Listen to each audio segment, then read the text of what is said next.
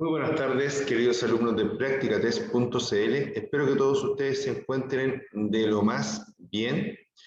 Les comento, ¿cierto?, que hoy empezamos un nuevo ciclo de clases, ¿cierto?, con respecto a la licencia clase C, especialmente. Y les comento que empezamos hablando del tema 2, que trata del funcionamiento de la motocicleta. Si nosotros vamos a conducir algo, obviamente es necesario que nosotros podamos entender, ¿cierto?, cómo funciona esta motocicleta. Entonces dice, en esta unidad aprenderemos. Dice que en esta unidad vamos a conocer el funcionamiento de una motocicleta en su interior, hablando del motor, el chasis y el resto de los sistemas que la hacen funcionar. También trataremos cómo realizar un buen mantenimiento de ruedas, neumáticos, frenos y espejos, y cómo las fuerzas físicas inciden a la hora de manejar una motocicleta, ¿ya? Entonces con eso estamos, con ese tema estamos para el día de hoy, ¿cierto? Vamos a aprender qué es lo que es una suspensión, una dirección, un motor, un chasis, ¿cierto?, etcétera. Vamos con ello.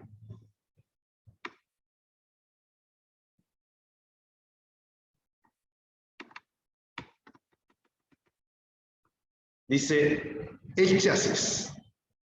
El chasis o bastidor de la motocicleta es como el esqueleto del vehículo. Es donde se instalan la mayoría de los elementos.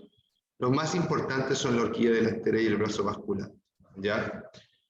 En el chasis, ¿cierto?, es la base de la moto. La mayoría de los chasis son de color negro, ¿ya? Existen de todos los colores, obviamente, pero muchos de ellos son de color negro, sobre todo en las motos más básicas, ¿ya? El chasis, ¿cierto?, es además, algo muy importante que deben saber, el que porta la identidad de la moto, ¿ya?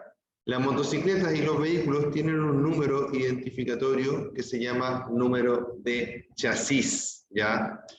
Los números de chasis son como el root de los vehículos, de cualquier vehículo, ¿ya? Desde el vehículo, digamos, del automóvil, un camión, un bus o una motocicleta, llevan este número de chasis, ¿ya? El número de chasis comúnmente se compone por números y letras, es alfanumérico, ¿ya? Y con esto nosotros podemos individualizar a ese vehículo en particular. Es cierto que existen placas patentes que también individualizan el vehículo, pero recordemos que las placas patentes se pueden retirar, ¿cierto? Y se pueden retirar, se pueden perder, etc.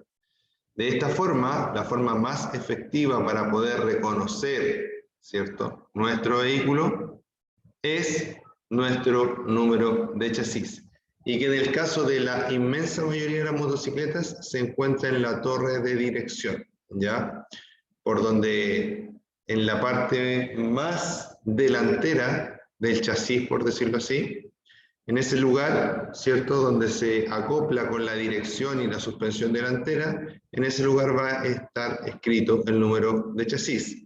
Dice que el chasis o bastidor de la motocicleta es como el esqueleto del vehículo, es donde se instalan la mayoría de los elementos. Los más importantes son la horquilla delantera y el brazo basculante. La horquilla va puesta al chasis por el cabezal de dirección a través de rodamientos o cojinetes. Habitualmente la horquilla delantera posee amortiguadores telescópicos, mientras que la suspensión se realiza gracias a la acción de un resorte del tipo tornillo o espiral. La horquilla es la que sostiene la rueda delantera, ya lo vamos a ver un poco más adelante. Y luego tengo el brazo basculante, que también tiene una cierta forma de horquilla, pero se le llama brazo basculante porque es una horquilla que va en posición relativamente horizontal y que sube y baja con la rueda trasera, es decir, que es la que le permite el movimiento hacia arriba y hacia abajo a la rueda trasera, así como la horquilla le permite el movimiento hacia arriba o hacia abajo a las ruedas delanteras. Esta suspensión, dice, consta por lo general ¿cierto? Estaba hablando del basculante.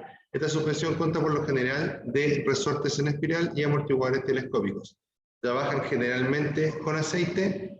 Para regular el peso del conductor debe realizarse en un taller especializado para no dañar el sistema de amortiguación. En realidad esto cae igual para las dos categorías, ¿cierto? Para la horquilla y para el basculante. Ambos usan amortiguadores con aceite, ambos usan una especie de resortes, ¿ya? Unos resortes que conocemos, ¿cierto? Que son como espirales metálicos que uno los aprieta y los suelta y se estiran, ¿ya? Lo mismo, está conformado de distintas formas, eso sí, ¿cierto? En las barras delanteras que conforman la horquilla, el resorte va interno, ¿ya? Entonces uno no lo ve, ¿ya? Solamente ve dos cilindros, uno que se mete dentro del otro. Y en el caso de los basculantes, normalmente podemos encontrar dos tipos de amortiguación y suspensión. Una que es doble, ¿cierto? Que tiene un amortiguador y suspensión a cada lado, un amortiguador y suspensión a cada lado. Y la otra que es simple, que va un solo, ¿cierto? Amortiguador al medio y que en ese caso se llama monochoc o es conocido popularmente como monochoc, ¿cierto? Un solo absorbedor de impactos. Dice que para regular el peso, esto es súper importante, ¿ya? Dependiendo de las motos, ¿cierto? Hay motos, por ejemplo, que se puede regular la dureza echándole aire a las telescópicas, más aire o menos aire, ¿ya? Hay otras que traen una especie de tornillo, ¿cierto? Que también puede graduar la dureza de las telescópicas. Y lo mismo pasa en el monochoc o en las suspensiones traseras. Hay distintos tipos de ajustes, ¿ya? Si hablamos de ajustes básicos, por ejemplo, para los monochoc, es que estos monochoc traen un tornillo, ¿ya? Y ese tornillo uno lo aprieta o lo suelta y la moto queda más dura o más blanda, más alta o más baja en algunos casos del asiento trasero, ¿ya? De esta forma, nosotros debemos entender, ¿cierto? Que este tipo de ajustes, ¿cierto? Debe realizarlo una persona que esté lo más capacitada posible, ¿ya? No siempre necesariamente en el concesionario, por ejemplo, en la parte donde te vendieron la moto, pero sí una persona que entienda lo que está haciendo, ¿ya? ¿Por qué? Porque cuando jugamos con las suspensiones, jugamos con la estabilidad de la moto, ¿ya? Y es por eso que es muy importante que nosotros siempre podamos tener el máximo cuidado, ¿cierto?, para realizar este tipo de gestiones. Importante, dice, siempre verifique la amortiguación, que no tenga fugas de líquidos. Al tener malo el sistema de amortiguación, puede provocar serios daños en la conducción y control de la motocicleta. Fíjense lo que yo tengo acá. Tengo un cuadro, ¿cierto? Muy parecido al cuadro de las bicicletas. De hecho, evolucionó desde ahí, ¿cierto? Y a este cuadro nosotros le vamos a llamar chasis, ¿ya? Este es el chasis que porta la identidad de la motocicleta, solamente la parte negra que se ve en la foto. Esto es un monochoc, ¿cierto? Una reserva. Y esto que está acá, ¿cierto? Es nuestro basculante. ¿Por qué se llama basculante? Porque esto puede subir, ¿cierto? Y bajar, digamos, se puede articular hacia arriba y hacia abajo. Aquí yo tengo, ¿cierto? Mi monochoc, ¿cierto? Tengo aquí mi reserva, ¿cierto? Que eso no es tan importante que lo sepamos tanto, pero sí es importante que esto es lo que vamos a encontrar y lo que nos va a dar la suspensión, ¿ya? Esto que se ve aquí es una reserva para esto, ¿ya? Es para que trabaje mejor, pero no todas lo traen. De hecho, normalmente las motocicletas como más equipadas nomás traen este tipo de sistema, ¿ya? Básico sería sin eso, ¿cierto? Solamente el tornillo o solamente el amortiguador y el espiral. En esta zona de acá, ustedes van a encontrar siempre el número de chasis, ¿ya? Por lo tanto, si ustedes le están vendiendo una moto, por ejemplo, aunque les hagan la transferencia, aunque la estén comprando nueva, ¿cierto? Siempre verifiquen que los papeles que a ustedes le están pasando, sean nuevos o usados, corresponden esos papeles con el número que está acá. Es decir, que la patente que les están entregando tenga relación con los números que van acá. No significa que sean los mismos, para nada. La patente no va a estar escrita en ninguna parte del número de chasis. Pero sí, en los papeles va a aparecer patente y número de chasis. Eso es lo que tiene que coincidir, ¿ya?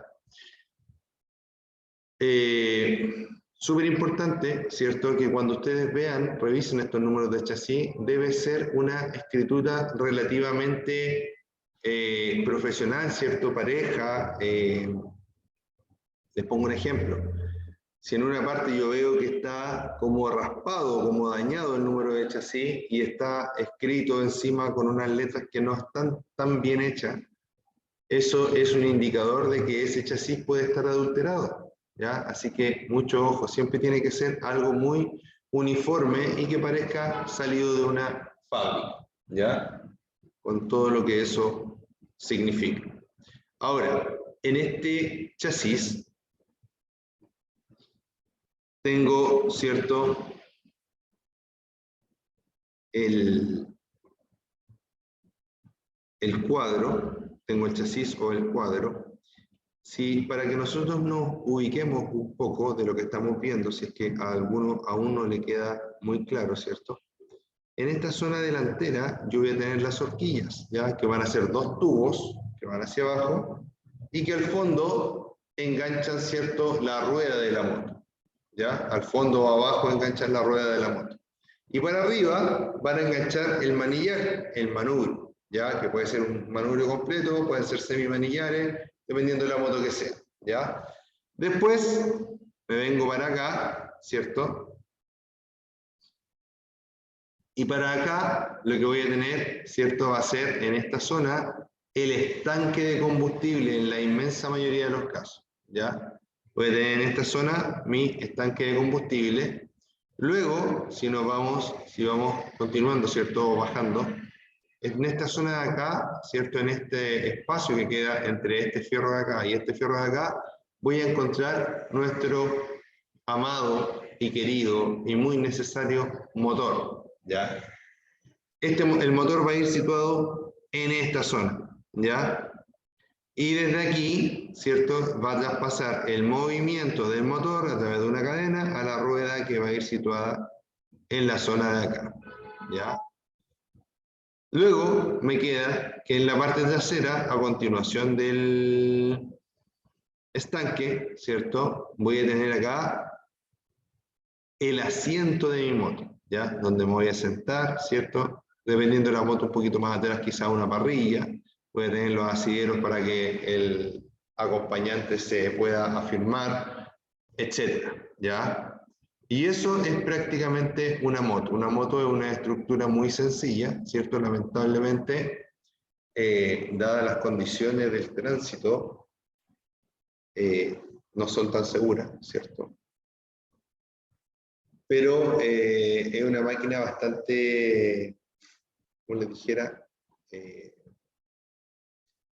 como efectiva, por decirlo así, porque en tan poco espacio y con tan poquitas piezas permite, ¿cierto?, el desplazamiento de una persona o de dos personas del punto A al punto B sin ningún problema. Ya el problema sería que tengamos un accidente.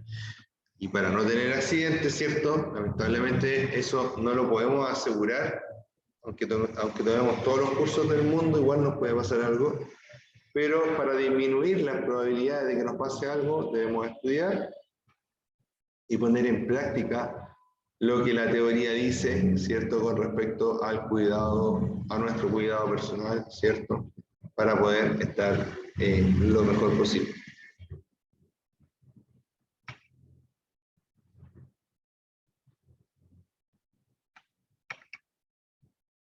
.2 dice el motor.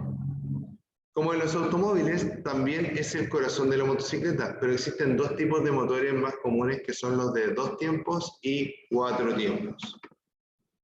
Estos motores de 2 tiempos, ¿cierto?, estos motores de 2 tiempos ¿cierto?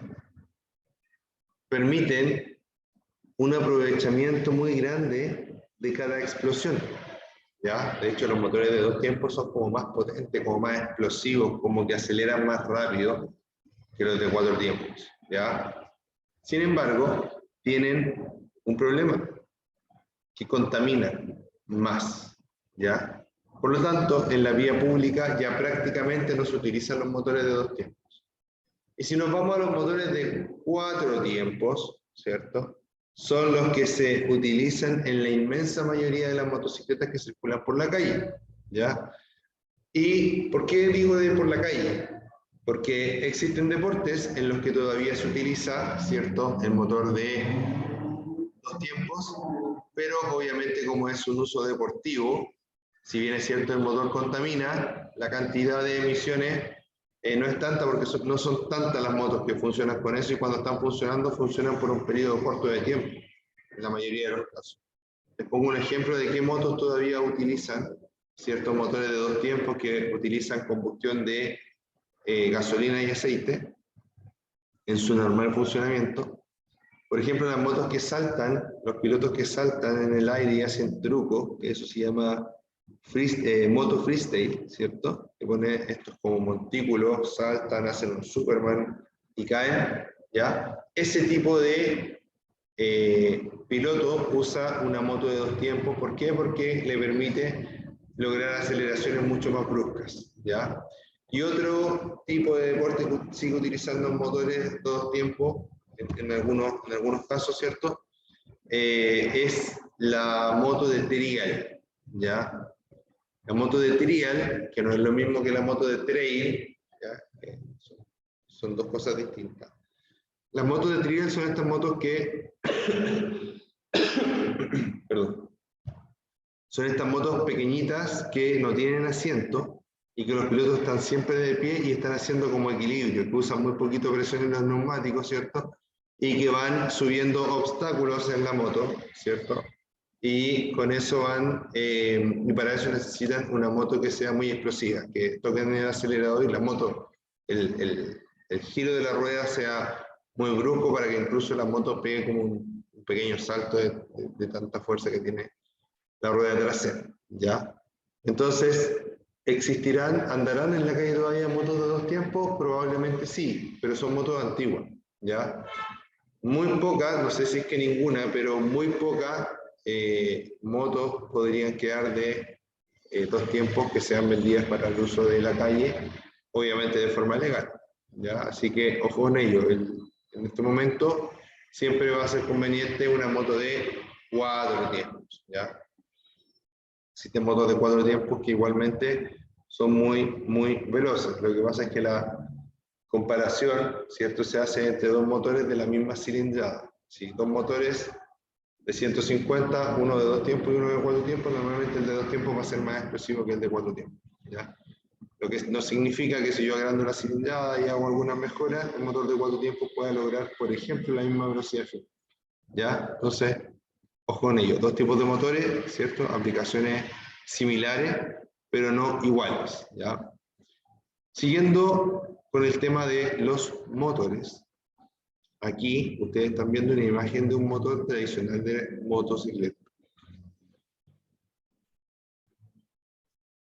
Perdón, denme un segundo, si tomo un poquito de agua.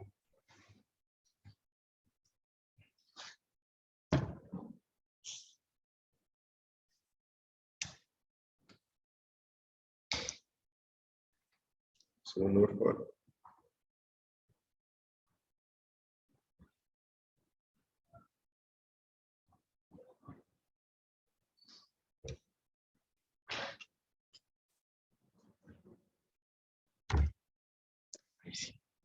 Ya. Entonces, ¿cierto? Con este tema del motor, yo aquí lo que les puedo decir de este motor, sin ni siquiera saber qué motor es, ¿ya? Es que tiene 2 pistones. ¿Y qué son los pistones? Los pistones son lo que se mueve dentro del motor para darle giro al motor, para que el motor pueda producirle giro para girar las ruedas, ¿ya? Los pistones, en realidad las bielas, entre los pistones, las bielas y el cigüeñal, transforman un movimiento rectilíneo en un movimiento circular continuo. ¿Ya? De hecho, transforman un movimiento rectilíneo discontinuo, por decirlo así, porque sube y baja, ¿cierto? Alternativo, en un movimiento circular continuo, ¿ya? Entonces, esto hace que sea muy importante el trabajo de los pistones. ¿Qué es lo que hace un motor dentro de sí mismo para poder generar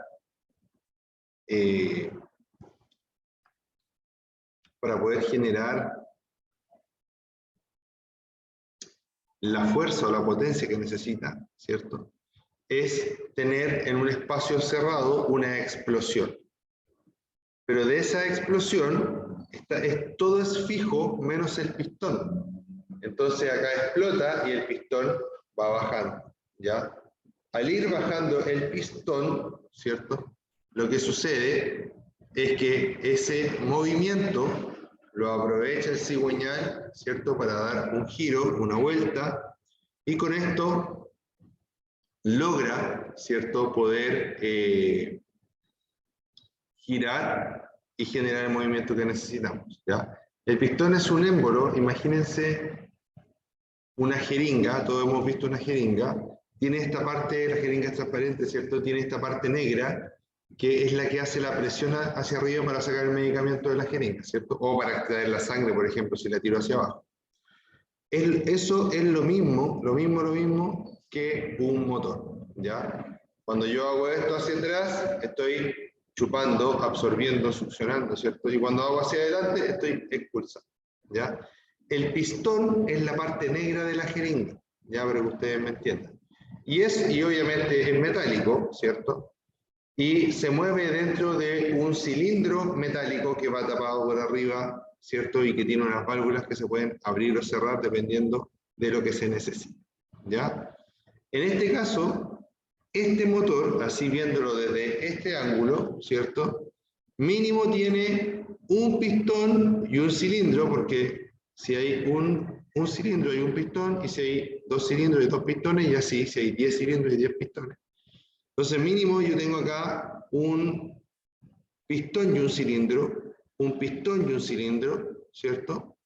Y es una configuración en B, ¿ya? O así. Quiere decir que tengo un cilindro trabajando así, o un pistón trabajando así, y otro pistón trabajando así, ¿ya? Y ahí están haciendo el movimiento, y ahí en medio, en esta zona, ¿cierto? Iría puesto el cigüeñal que recibe el movimiento de los dos, ¿ya? Y el cigüeñal, ¿qué es? Imagínense que es un eje, ¿cierto? Pero es como el eje de la bicicleta, ¿ya? ¿Se han fijado que la bicicleta uno pedalea, ¿cierto? Mueve las piernas hacia arriba y hacia abajo, pero en el centro, ese movimiento que uno hace con las piernas hacia arriba y hacia abajo, en el centro se transforma en un movimiento circular. Ese movimiento circular hace que nosotros podamos transportar ese movimiento hacia la rueda trasera, ¿ya? Ese movimiento circular hace que nosotros podamos transportar el movimiento hacia la rueda trasera. Y esto permite, ¿cierto?, que nosotros podamos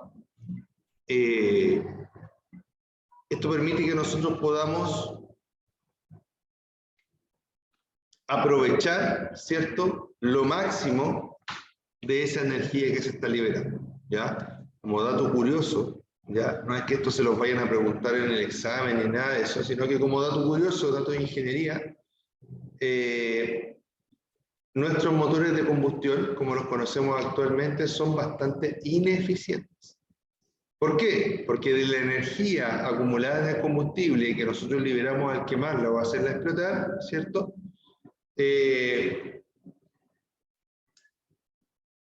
encontramos que solamente aprovechamos alrededor de un 30%, ¿ya? Y lo demás lo perdemos. ¿En qué lo perdemos? Lo perdemos en gases, ¿cierto? Lo perdemos en calor, en luz, en sonido, etcétera, ¿ya? Recuerden que la energía se va transformando, ¿ya? La idea de cuando nosotros liberamos energía de algún lado es aprovechar lo más posible lo que nosotros necesitamos, ¿ya? En el caso del motor, perdemos un 70% de lo que estamos quemando, ¿ya? Por lo tanto, el motor es una máquina que no tenemos hasta el momento para poder movernos, ¿ya? Ahora, cada vez más, ¿cierto? También está avanzando la electromovilidad. Si usted compara un motor eléctrico con un motor de combustión, hay una gran diferencia. El motor eléctrico se calienta poco, no tiene ruido, ¿cierto? O tiene muy poco ruido comparado con un motor de combustión, ¿cierto? Entonces eso hace que el aprovechamiento de la energía en un motor eléctrico sea mejor que en el motor de combustión, ¿ya? Obviamente todo esto hablando así a rasgos súper amplios, ¿ya? Como simplemente a modo de dato, ¿ya? Dato curioso. Ya, otra cosa que les puedo decir de este motor es que este motor probablemente es refrigerado por aire, ¿ya? En las motos existen dos clasificaciones principales para la refrigeración del motor, ¿ya? Uno es la refrigeración por aire, que es lo más común, sobre todo en motos más pequeñas, y lo otro es la refrigeración por líquido, ¿ya? Por aire o por agua, esas son las dos, ¿ya? Refrigeración por aire y refrigeración por agua. Refrigeración por aire, lo más correcto es decir refrigeración por aire y refrigeración líquida, ¿ya? Porque la verdad que el refrigerante, el agua que se le echa al motor, valga la redundancia, es agua, ¿ya? En su mayoría, pero tiene otros componentes que hace que no sea una agua común, hace que sea una agua, para empezar, muy pura, ¿cierto?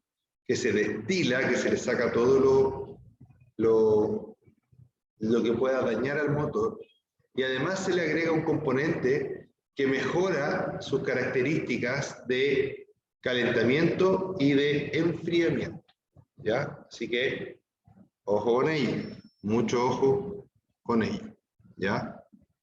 Estamos entonces en nuestro motor, en este caso refrigerado por aire. Pero, profe, ¿cómo supo que es refrigerado por aire? Muy fácil, ¿ya? Aquí tengo una especie de aletas, ¿ya? Disipadoras de calor, como las hay también, por ejemplo, en los computadores. Si nos vamos a un computador, nos vamos a dar cuenta que también tiene aletas disipadoras de calor, ¿ya? La moto también tiene aletas disipadoras de calor, y estas aletas disipadoras de calor permiten, ¿cierto?, que el calor se pueda transportar desde el motor hacia el aire, hacia el exterior, ¿ya? De esta forma podemos lograr evacuar el excesivo calor que se produce en el motor, ¿ya? Si nos vamos acá, en esta parte de acá, nos vamos a dar cuenta que tenemos, ¿cierto? En esta zona de aquí, nos vamos a dar cuenta que tenemos otro tipo de motor, ¿ya? Ese tipo de motor tiene algo distinto que no tiene el de arriba, ¿ya? ¿Qué será? Veamos si le achuntaron a lo que estoy yo hablando, ¿cierto? Este motor no tiene las aletas, ¿ya? Son como puras planchas de metal así pegadas en el motor de forma como que quedan como paradas, ¿cierto?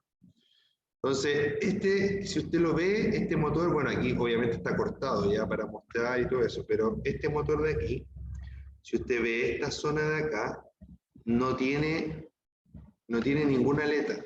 Si usted va para acá y baja, que en esta zona debería ir más o menos el cilindro interiormente, ¿cierto?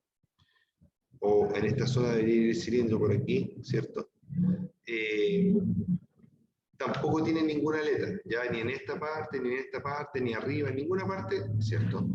Tiene esta aleta disipadora. eso es precisamente porque este motor se refrigera por acción del líquido, ¿ya? Cuando nosotros tenemos un motor que es refrigerado por líquido, ese motor se va, ¿cierto? Perdón, ese líquido sale a ver, lo voy a explicar completo porque a veces me adelanto un poco, pero quiero que se entienda lo mejor posible. Este líquido, ¿cierto? Está dentro del motor también, obviamente separado del combustible, separado de la compresión y del aire, separado del aceite, ¿ya? Cada uno tiene sus espacios especiales, ¿cierto?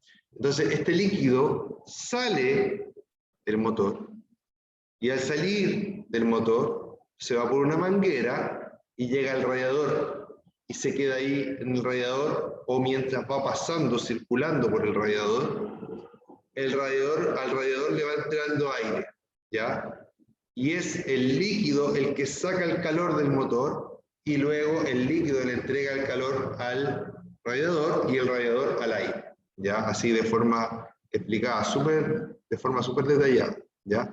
Por eso es importante que los radiadores estén en buen estado y estén limpios. A la gente, por ejemplo, que le gusta el off-road, ¿ya? Que le gusta andar con la moto metida en el barro, ¿cierto? Si usted se mete al barro y el barro le salta al radiador, usted tiene que llegar a su casa, tomar la hidro y limpiar el radiador. Porque si no, si usted sigue andando con barro, con mucha suciedad en el radiador, lo que va a pasar es que cada vez se va a ir contaminando más, ¿cierto? Y va a ir teniendo más problemas, ¿ya? Entonces, es súper importante poder mantener los radiadores, ¿cierto? Limpios y libres para que puedan evacuar efectivamente el calor. Les pongo un ejemplo. Si nosotros nos vamos a los hornos de barro, ¿por qué le ponen barro? Le ponen barro porque el barro guarda el calor. Y los radiadores son mayormente de aluminio. ¿Por qué los radiadores son de aluminio? Porque el aluminio transporta y bota el calor muy rápido, no lo guarda, ¿ya? Entonces, si yo le pongo un montón de barro al radiador, obviamente en vez de que el calor salga de forma súper rápida, lo que va a hacer el calor es, ¿cierto?, mantenerse ahí más tiempo del necesario.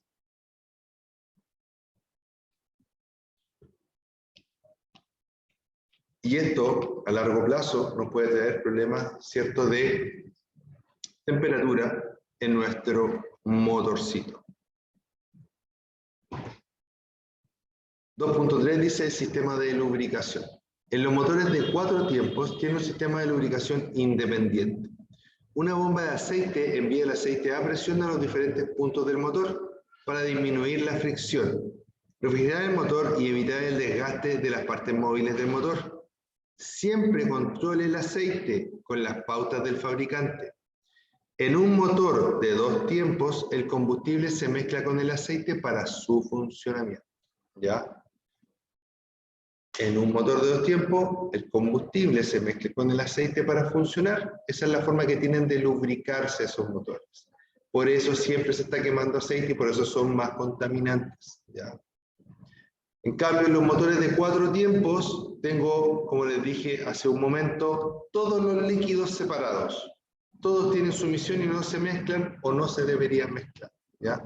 A veces se mezcla el agua con el aceite, pero ahí tenemos tremendo problema en el motor y hay que entrar a picar, como se dice acá en Chile, o entrar a reparar, ¿cierto?, nuestro motor.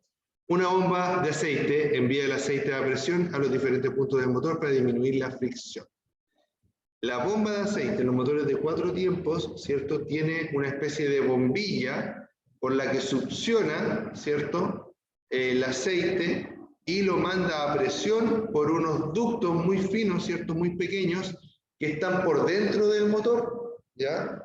Y estos ductos que están por dentro del motor van viajando, ¿cierto?, va viajando el aceite por ahí y va teniendo hoyitos en distintas partes y por esos hoyitos va chorreando aceite, ¿ya? Al ir chorreando aceite por esos hoyitos va lubricando esas distintas zonas. Obviamente esos hoyitos y esos chorritos de aceite van saliendo en zonas específicas que necesitan mucha lubricación. ¿Y por qué una moto, un motor, cualquier máquina en realidad, cualquier rueda necesita lubricación? Eso es por un motivo muy sencillo, pero poco conocido.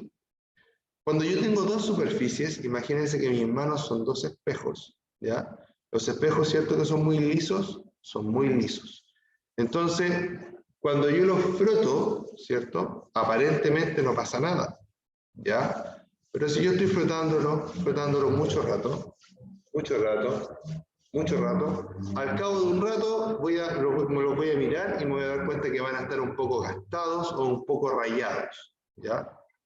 Eso sucede porque aunque yo vea que el material, ¿cierto? Es muy liso, yo estoy viendo el material, ¿cierto? Y es muy liso, tan liso que puedo reflejarme en él. Si pongo un microscopio, ese material no es liso, ¿ya? Ese material tiene pequeñas rugosidades entre medio.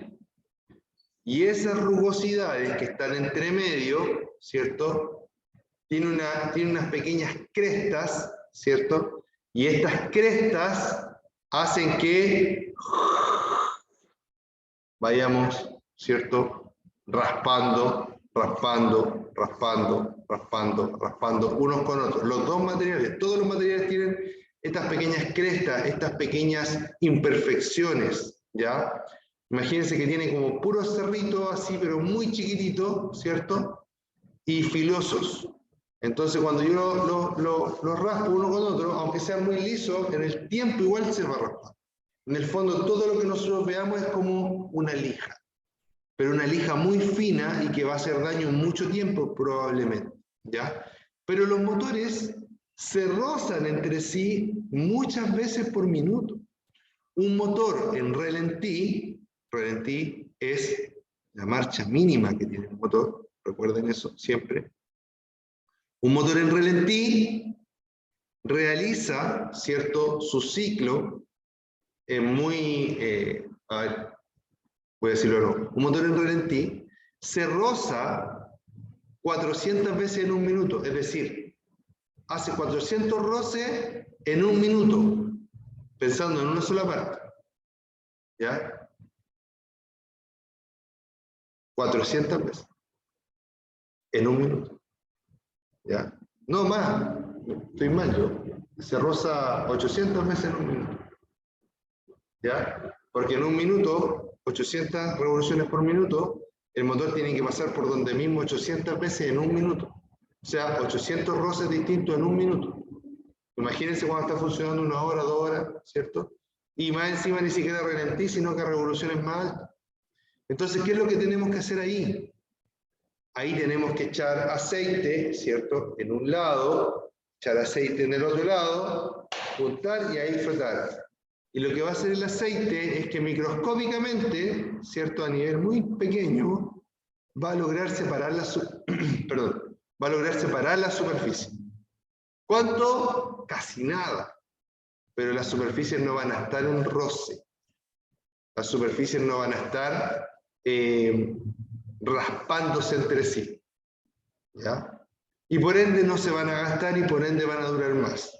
Y si se gastan, van a gastarse, pero realmente muy, muy poquito. ¿Ya? Muy poquito. Dice, en los motores de 4 tiempos tienen un sistema de lubricación independiente. Una bomba de aceite envía el aceite a presión a los diferentes puntos del motor para disminuir la fricción, refrigerar el motor y evitar el desgaste de las partes móviles del motor. ¿Ya? Siempre construye el aceite con la pauta del fabricante. En un motor de 2 tiempos, el combustible se mezcla con el aceite para su funcionamiento. Ya lo habíamos leído esa parte. Si nos fijamos acá, el aceite, cuando tenemos un motor de 4 tiempos, de una Honda CG, ¿cierto? 150, un motor muy, muy básico, ¿ya? Este motor de Honda CG 150 permite que el aceite esté aposado en la parte inferior. Todos los motores de 4 tiempos son así, o la gran mayoría de los motores normales son así. Vamos a tener todo el aceite aposado en el fondo del motor, esa parte se llama cárter.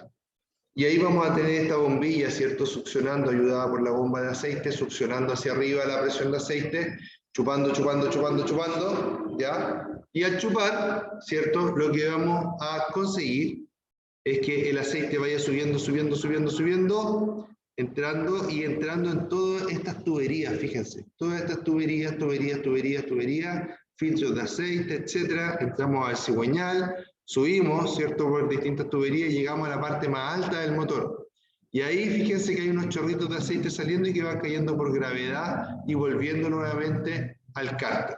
¿Ya? Es muy importante, ¿cierto?, que todos estos hoyitos, todos estos conductos estén abiertos, estén destapados, para poder, ¿cierto?, hacer que este vehículo se pueda, o este motor se pueda lubricar y no sufra daños, no se dañe a sí mismo por el tiempo que va pasando, ¿cierto?, y el funcionamiento que se le va dando, ¿ya? Muy importante.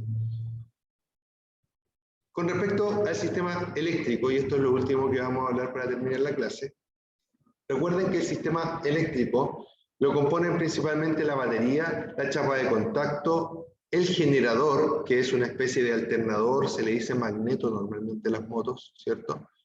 Se le dice alternador en el auto. La estructura del de la moto es un poco distinta porque es más reducido, ¿cierto? Pero es el que produce la corriente igual que el alternador en un auto. Y tiene para proteger todos los sistemas, las luces, los computadores, los paneles, todo lo que funciona con electricidad, tiene algo que se llama fusible, ¿ya? Fusible, yo lo relaciono con la palabra fundible, creo que de ahí viene, no estoy seguro, pero yo creo que de ahí viene, ¿cierto? Recuerden que no soy perfecto. ¿Ya? Entonces, estos fusibles, que como les digo yo, lo relaciono con la palabra fundible porque esa es su pega.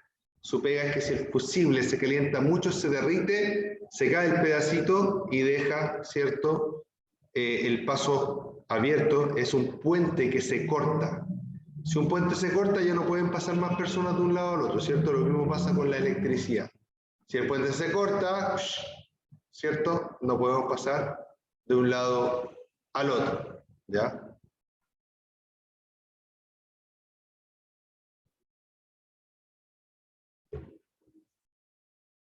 Los fusibles son parte del sistema eléctrico y tienen la misión de impedir el recalentamiento o incendio de los cables. Si la corriente es muy alta, por ejemplo, en caso de un cortocircuito, se funde un hilo del fusible y se interrumpe la corriente. ¿Ya? Muy importante. ¿Ya? Los fusibles son parte del sistema eléctrico y tienen la misión de impedir el recalentamiento o incendio de los cables. Si la corriente es muy alta, por ejemplo, en caso de un cortocircuito, se funde un hilo del fusible y se interrumpe la corriente. ¿Qué les quiero decir yo de este sistema?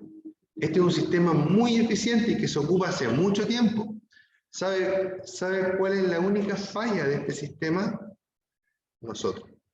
¿Por qué? Porque a veces los seres humanos nos creemos más vivos que el que está al lado, ¿cierto? Y en realidad muchas veces nos damos cuenta después que la embarramos que en realidad no teníamos idea, ¿ya? Entonces, ¿qué pasa? Que a los fusibles toda la vida se les ha aumentado su capacidad. ¿Cómo es eso? Imagínense que yo tengo un cable aquí y este cable empieza a sufrir daños a los 15 amperes, por ejemplo. Les pongo un ejemplo, a los 15 amperes. Para que el cable nunca sufra daños, yo le pongo un fusible que se corta y corta el paso de la corriente, por ende, a los 10 amperes. ¿Qué pasa? Que tengo un problema, ¿cierto? Un cortocircuito. Y en vez de poner el mismo fusible de 10 amperes, la gente a veces le pone el de 10 y se vuelve a quemar. Entonces, ¿qué hace? Va y le pone uno de 20. Cuando le pone uno de 20, lo que está haciendo, ¿cierto?, es que el cable sufra daños y que al fusible no le pase nada. Por ende, ¿cierto?, echo a perder el sistema y la falla sale mucho más cara y mucho más compleja de arreglar. ¿Por qué? Porque no respeté lo que hizo el fabricante con ese vehículo.